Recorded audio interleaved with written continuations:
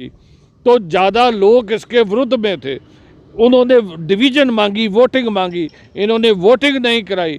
Voice vote से, धक्के से एमपीज़ को सस्पेंड करके इन्होंने ये धोखा करके ये बिल पास करवाया।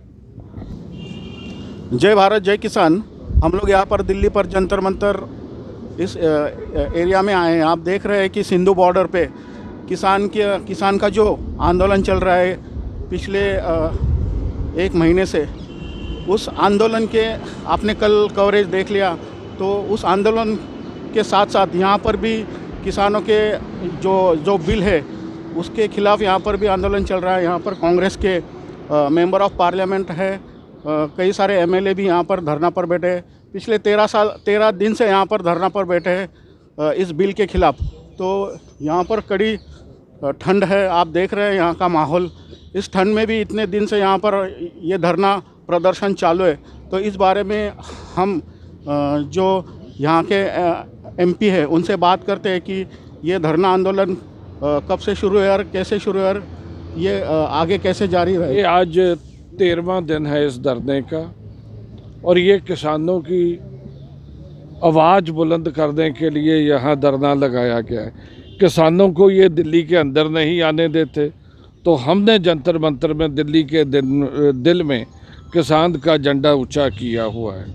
हमारी मांग थी शासन बुलाओ और ये तीनों जो एक्ट हैं ये इनको रद्द करो, मगर इस सरकार ने, निकम्मी सरकार ने ये कह के सेशन जो विंटर सेशन है उसे बुलाने के लिए मना कर दिया कि यहाँ कोरोना है।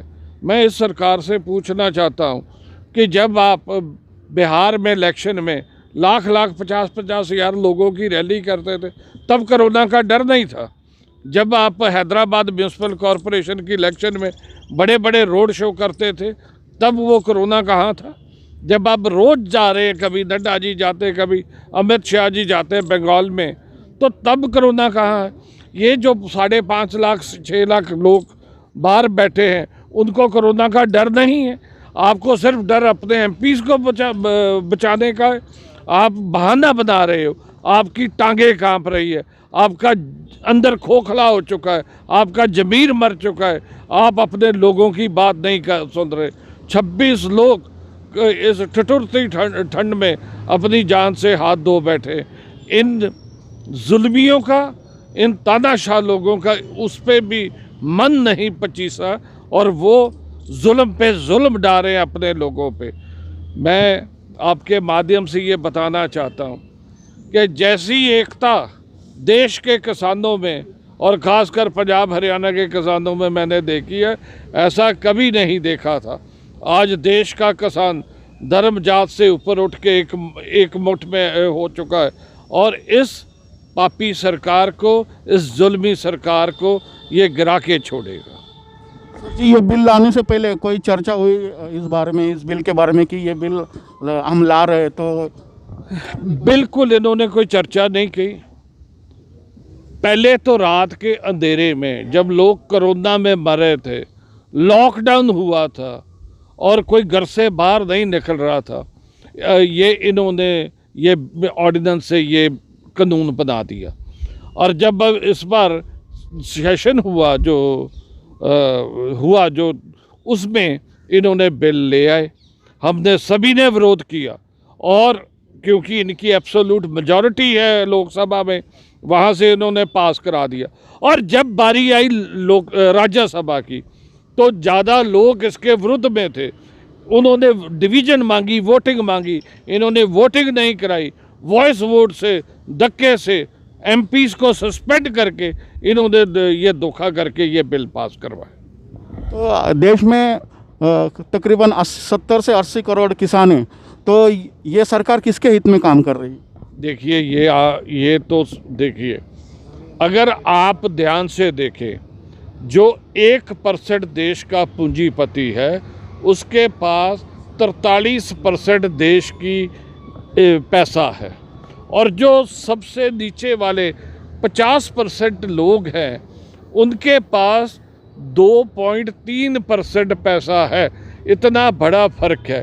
और इस साल 2020 में जब हर आदमी की आमदन कम हुई है, हर कंपनी का मुनाफा कम हुआ है, एक अडानी और अंबानी है जिनका मुनाफा कई गुना बढ़ा है। पहले अंबानी दुनिया में 40वें नंबर के अमीर व्यक्ति थे, आज अंबानी जी इसी कोरोना में चौथे नंबर पे आ गए हैं। और ऐसे ही अडानी जो कहीं भी नहीं था वो 40वें नंबर पे आ गया है। ये तो सब कॉरपोरेट के इशारे पे किया जा रहा है, कॉरपोरेट को लुटा रहे हैं, क्योंकि आज ऐसा माहौल बन गया है, ये न्यू वर्ल्ड ऑर्डर लेके आना चाहते हैं।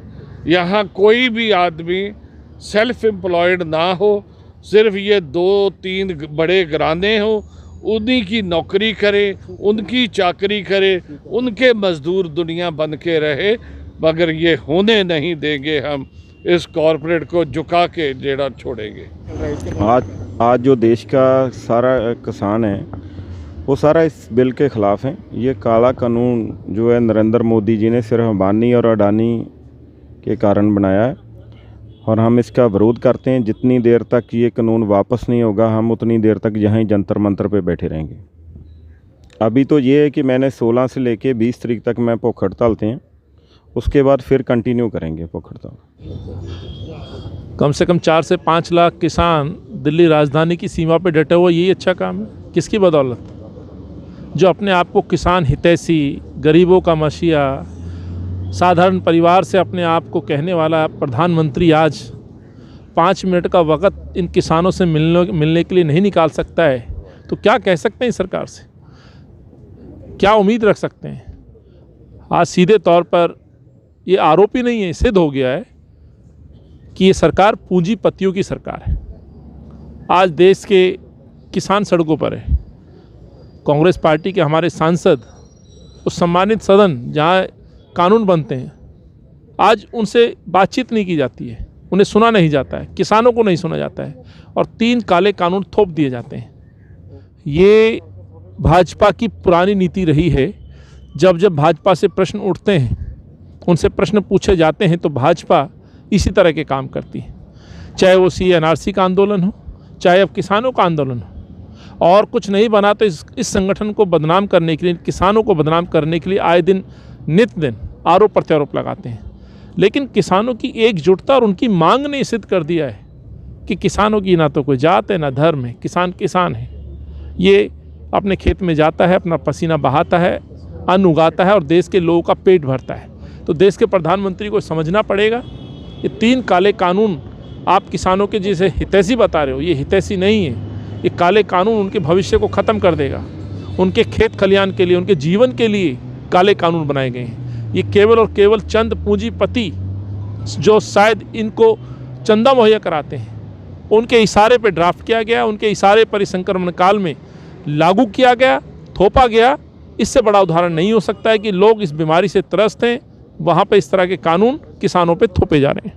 आने वाले दिन में ये इतिहास में काले दिवस के रूप में मनाया जाएगा।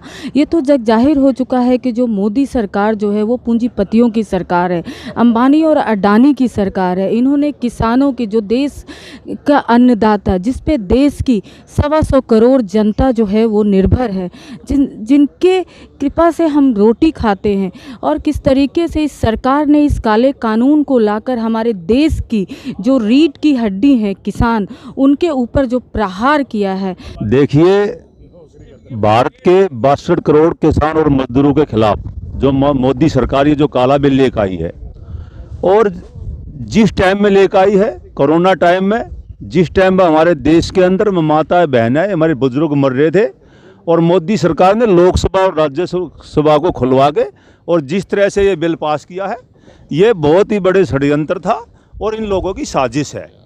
और 28 तारीख से ये किसान आंदोलन यहाँ पे दिल्ली में पहुँचा है। उससे पहले मैं 2 महीने पहले अमृतसर गया था, तो मैंने देखा कि पिंड पिंड के अंदर चौराहों के ऊपर में किसान भाई बैठे हुए थे, धरना प्रदर्शन जारी था, लेकिन उनकी आवाज़ कोई सुनवाई नहीं हुई। जब तक दिल्ली में आना चाहते थे, दिल्ली में आने के लिए भी रोक दिया गया, जंतर मंतर बनाना चाहते थे। और मोदी सरकार और केजरीवाल की दोनों की ये प्लानिंग थी कि किसी तरह से किसान अंदर आ जाए और इनको स्टेडियमों के अंदर बंद कर दिया जाए। लेकिन केजरीवाल ने फिर भी जो है ना बराड़ी के अंदर में टेंट लगवा दिए कि किसानों आप आओ, आपका स्वागत है। लेकिन वो एक बहुत बड़ी साजिश थी केजरीवाल सरकार की। अगर किसी तरह से किसान भाई हमारे दिल्ली में प्रवेश कर जाते तो वो एक जेल थी, वहाँ पे 17 फुट गहरा रोड से नीचे गड्ढा है और उसमें चारों तरफ से पुलिस लगा दी गई है। वो किसानों के आवाज़ को दबाना चाहते थे, बिल को इसको इसी तरह से रखना चाहते थे। लेकिन ये जो है एक मोदी सरकार केजरीवाल की रणनीति थी, वो फेल हो गई है। और हमारे किसान भाई 28 तारीख से बॉर्डर पे हैं और हम किसान भाइयों के बीच में दिल्ली कांग्रेस कमेटी और किसान सेल के दिल्ली प्रदेश अध्यक्ष की पूरी टीम जो किसानों के बीच में है और खाने पीने की हमने सारी व्यवस्था कर रखी है। ऐसा आरोप लगाया जाता है कि वहाँ पर सिर्फ 20% किसान हैं और बाकी सब लोग राजनीति करने आए, तो इसके बारे में आप क्या कहेंगे? देखिए ऐसा है, ये बिल्कुल सरासर झूठ बोल रहे हैं, ऐसा कुछ नहीं है। आप खुद जाके सिंघू बॉर्डर, ओचंदी बॉर्डर और गाजीपुर बॉर्डर पे आप खुद जाके देखिए कि वहाँ पे असलियत क्या है। वहाँ पे 90% नहीं 100% वहाँ पे किसान आए हुए हैं। हरियाणा से आए हुए हैं, पंजाब से आए हुए हैं, छत्तीसगढ़ से आए हुए हैं, राजस्थान से आए हुए हैं, मध्य प्रदेश से भी कल किसान आए हुए हैं और किसान अपना वहाँ पे धरना प्रदर्शन शांतिपूर्वक कर रहे हैं। लेकिन न्यूज के माध्यम से ये केजरीवाल सरकार हमारे किसान भाइयों को आतंकवादी कहते हैं, खालिस्तानी कहते हैं। लेकिन ये बदनाम करने के लिए और इस बिल को जो है किसान की आवाज को दबाने के लिए ये आवाज मोदी सरकार कर रही है और ये बिल्कुल झूठ बोल रही है। मोदी सरकार जब से 6 साल में आई है, मोदी सरकार ने देश को तोड़ने का काम किया है, मोदी सरकार ने देश को बेचने का काम किया है। तो आपने देखा, आप देख रहे हैं कि ये आंदोलन बढ़ते जा रहा है। मध्य प्रदेश, छत्तीसगढ़ और महाराष्ट्र में भी आंदोलन ये शुरू हुआ है। तो देखते हैं कि मोदी सरकार इसके बाद क्या रवैया अपनाती है।